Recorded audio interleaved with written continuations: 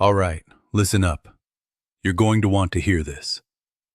Every decade thinks it's still in its prime. My 20s, 30s, 40s, 50s, and 60s all showed up like the three Spider-Men pointing at each other. Except they're all pointing at my retirement account like, so, who was in charge of starting this? 20-year-old me is like, not me, bro. I was busy eating cereal at 2 a.m. 30-year-old me. I meant to, but I blinked, and a decade evaporated. 40-year-old me just woke up with shoulder pain for absolutely no reason. No workout, no injury, just a warranty expiring. Here's the truth. Time is the best asset you will ever have.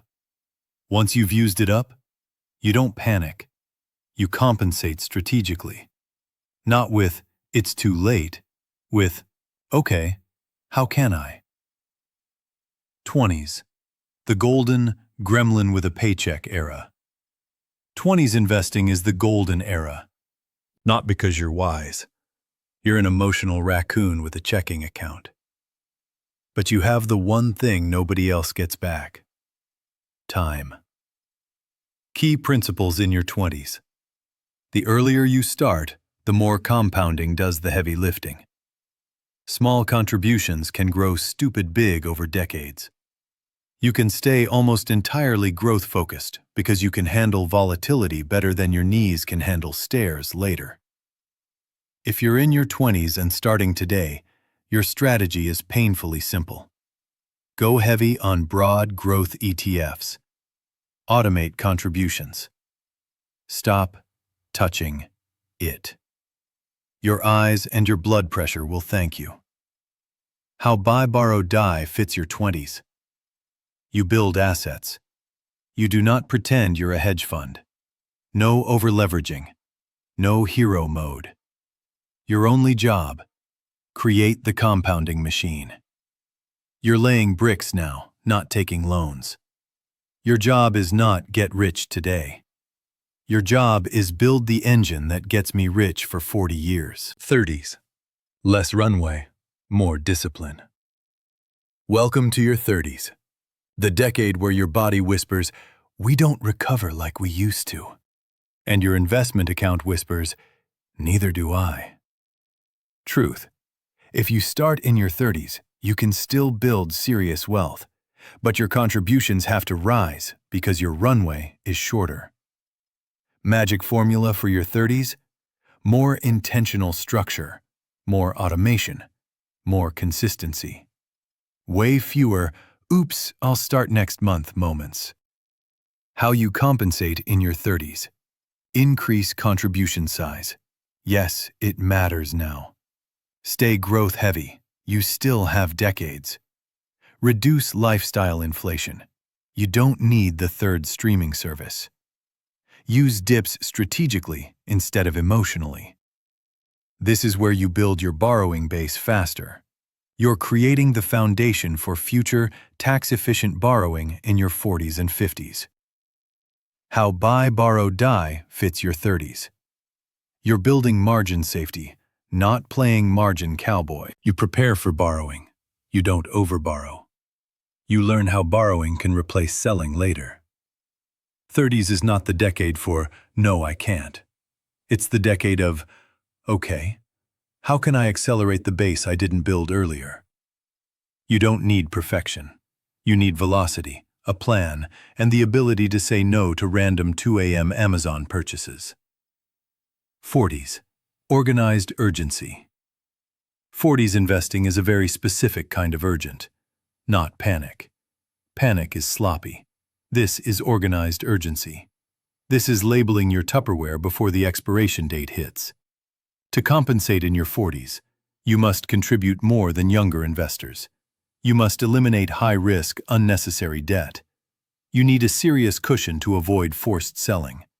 You still invest for growth, but you start balancing risk like an adult. How buy, borrow, die works in your 40s.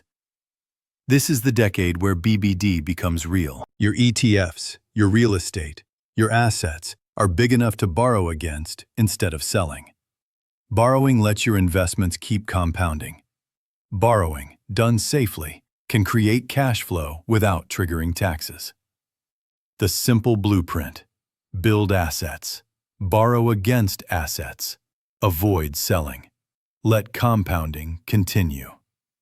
And by avoid selling, I mean only consider it if there's a metaphorical financial gun to your head. Maybe. Your 40s aren't allowed to be dramatic. Your portfolio needs a calm adult in the room. Question for this decade: how can I maximize the next 20 years of compounding without blowing myself up? 50s, strategic, not doomed. The decade where your knees make Rice Krispies sound effects, and your financial plan clears its throat like, "So, we need to talk." But your 50s are not a financial obituary. They're a very loud wake-up call. What's true in your 50s? You still have time, just not the luxury version. You're playing a strategic 10 to 20-year game, not a 30-plus year one. That means no wild swings, no lottery ticket fantasies, no emotional investing. How you compensate in your 50s. A. Maximize contributions. Shorter compounding window equals your input is your superpower. B. Eliminate drag. High-interest debt, reckless margin, lifestyle junk. All of that is now unacceptable. C. Implement BBD with surgical precision. Your assets have been compounding. Now BBD becomes a practical cash flow tool. Borrowing prevents selling. Selling stops compounding. Borrowing lets it continue.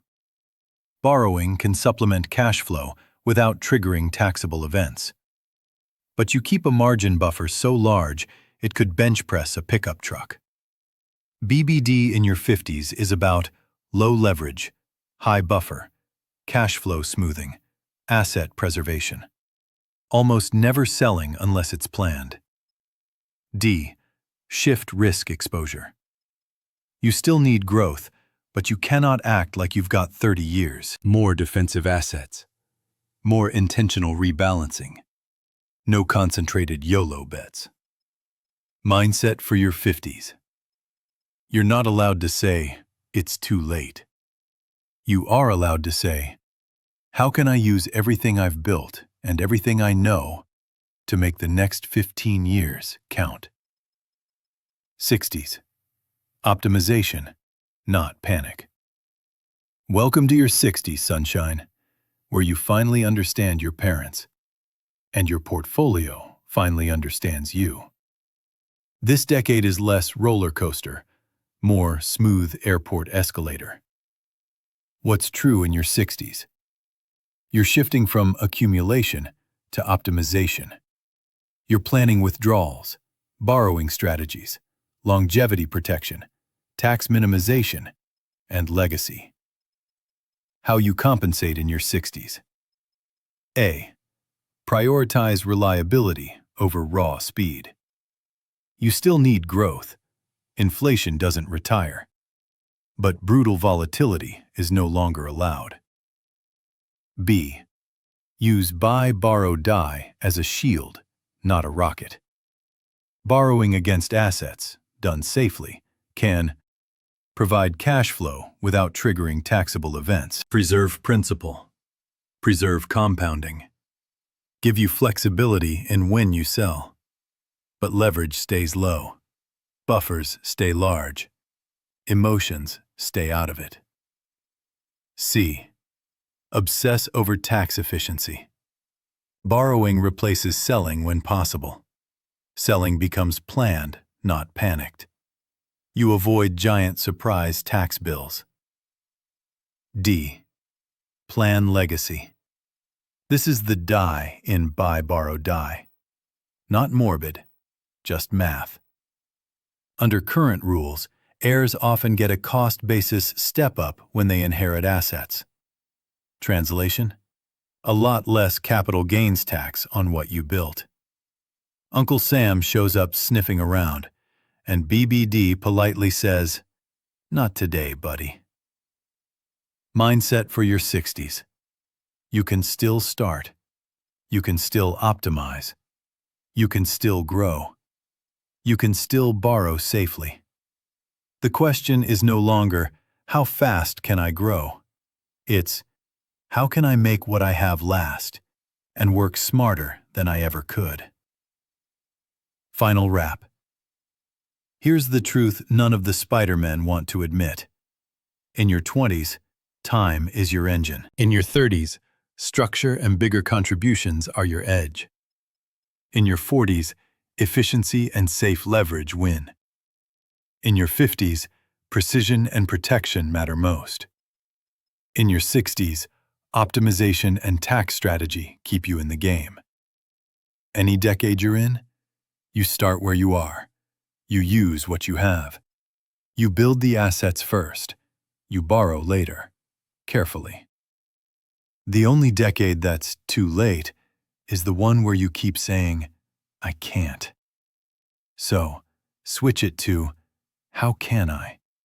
And your future self will stop pointing at you in disappointment and start high-fiving you instead.